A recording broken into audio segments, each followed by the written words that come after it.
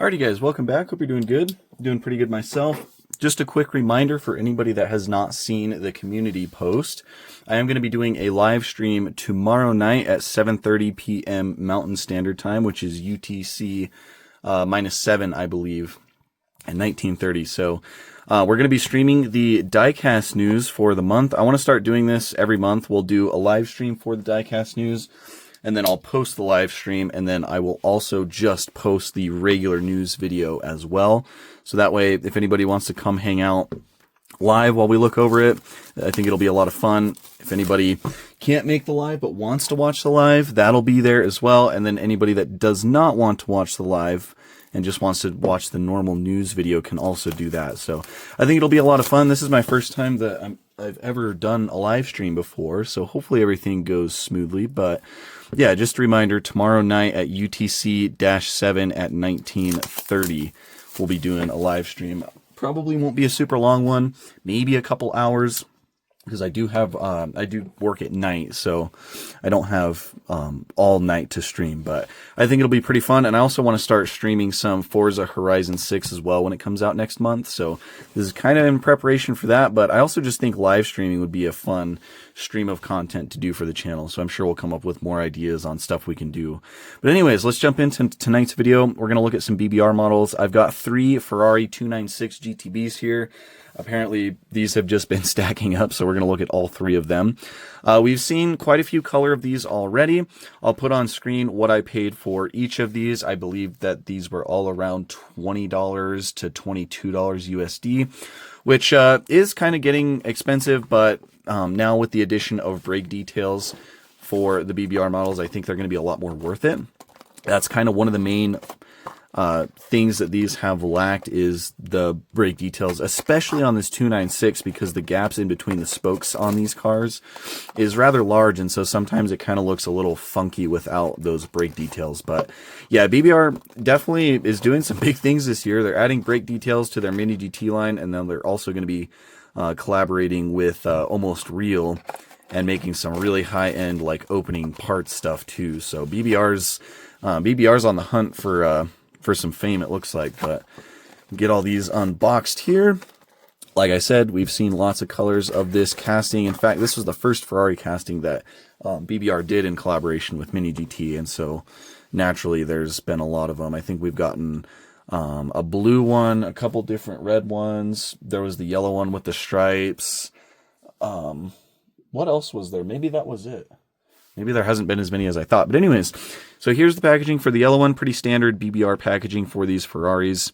Nice BBR logo embossed on the top of the box. There's your Ferrari license right there. And then there's the info on the back. This is BBR Ferrari number 5, Ferrari 296 GTB in Giallo Modena. Here is the black one. Again, the same thing. I do have a little bit of this box is a little beat up for some reason. Got some dents on it there, crease across the top. Oh, there's a big dent right here as well. Oh well, doesn't matter. The model's fine. So Ferrari logo right there, or Ferrari license sticker.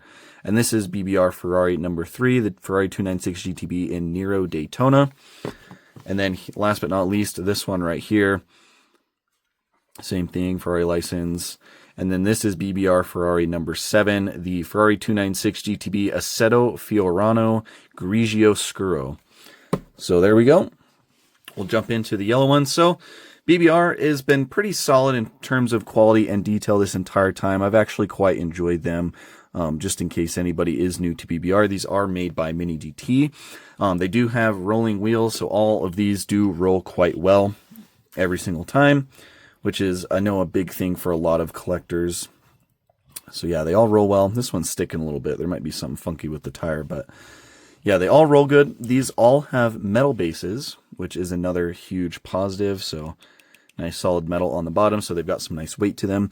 And then aside from that, they usually all have some sort of detail on the interior. So this one, as you can see, has some yellow trim going around that steering column, and then also around the edges of the seats, like the bolsters and stuff. And then there should be a Ferrari logo in the middle of the steering wheel. Yep, you can just see it right there. And then there's a little bit of silver in that center console area, and I do see a Ferrari badge too. So pretty nice interiors on these. They also do have quite a bit of color on the engine detail back there.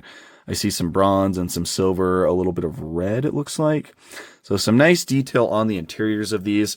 Like I said, the one major thing that they're missing is brake details, because when you look at these wheels close up with good lighting, it's very plain back there. It's just a big empty gap. So I'm looking forward to their brake details and their upcoming stuff. I think the 12 cylindries are going to be the first two that come out with brake details. So pretty much everything that's on pre-order right now will have brake details. So every future BBR release, at least for the Ferraris, I don't know what they're going to do for their Alfa Romeos and their Maseratis. Hopefully those all have brake detail as well, but the Ferraris for sure will all have that. But yeah, other than that, pretty nice. They do use separate badges for the Ferrari logos in the front and also the Ferrari lettering and logo in the back, which can lead to some quality control issues. In fact, I've had several of mine where the logo or the badge is off-center. This one looks pretty good. It's a little bit off-centered this direction, but the actual badge itself does look really nice. I just wish they could dial in and get them centered a little bit better. But yeah, the 296 is a cool car. I know it's not everybody's cup of tea, but I do quite like it myself. They do a pretty nice job with the headlight details.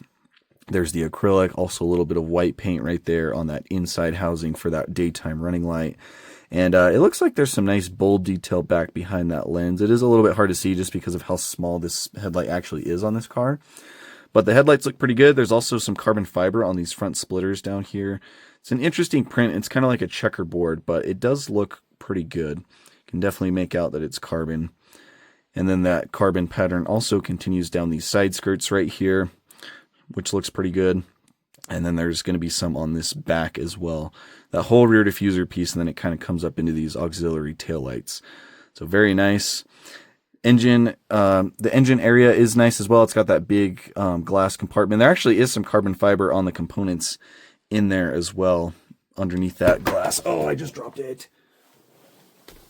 Oh, I hope I didn't break it. I don't think I broke it. It just rolled straight out of my hands. It's all dusty now because it fell on the floor. One sec. Luckily, I did not break anything. The mirrors are intact. That's really the only fragile part of these models, but okay. Here it is. Straighten the camera back out too. But yeah, there is some nice carbon fiber in that engine compartment. Really cool. That back window up in there. Very, very nice. And there's also some really fine knit, like mesh grill detail printed on right there as well. So very cool. Then the Ferrari lettering on the wing, it looks like it's missing the F. So like I said, just not real impressed with the badges that they've been using. I really wish they would just print on these logos and stuff, because missing that S is kind of rough on that. But there is some nice venting right here in these air channels on either side. Looks pretty good. And then the back as well. The exhausts are pretty nice, done in silver. The taillights are actually acrylic, even though they are very small. So good job there. A little bit of black accenting on them. I see a little bit of red behind there too. And then yeah, the back grille looks decent. Carbon fiber looks good. Overall, pretty nice. The wheels, just a 5-spoke, but they look very clean, done in silver. You can see the Ferrari badges are actually pretty well done in the center as well. So overall, it's a pretty good casting. BBR needs to, Mini GT needs to tighten in their quality control for these badges. That's really the only complaint I have with them.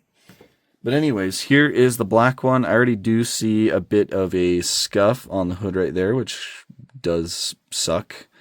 That is not very good. But other than that, this one looks pretty clean. Let's check out our logos. Ferrari logo on the back looks good. Ferrari lettering on the top of the wing looks pretty good. It's not missing the F. And then the one up here at the front is nicely centered and it looks good. So everything on this one looks good except for that scuff on the hood, which that's kind of an anomaly. I don't typically see paint issues with these BBRs. This is just going to be a one-off random type of issue, but you can see the color on the interior on this one is going to be red. That Ferrari badge in the center console down there. Overall looks pretty good. Yeah. Same exact casting. All the details are going to be the same between all three of these, just different colors, of course. So, yeah, black one's pretty nice. I actually do quite like this black one. The yellow's nice. I like yellow on Ferraris. It's a pretty classic color, but the black looks very sleek on the 296, so I do like that a lot. But last but not least, we have this one. It's the gray, and then it has the yellow at the front, and then the stripes that go all the way back. I actually do kind of like this colorway quite a bit.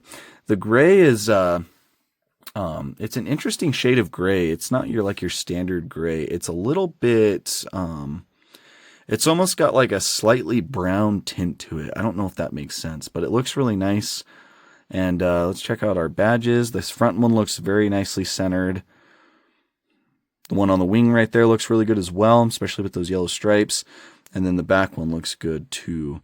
So yeah, I don't see any paint issues or anything. This one does have a little bit darker wheel than the other two. It's more of like a gunmetal gray than a silver.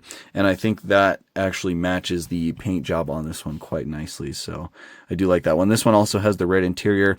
You can actually see there's some color on the door panels over there as well. It's a bit hard to see through these little tiny windows, but really nice coloring on the interiors for these. And then also the badges on the side right here, kind of forgot to point that out. Those are separate pieces as well. So those can also have room for error. So, but I think they all looked pretty good on these ones. Here's the ones for the black.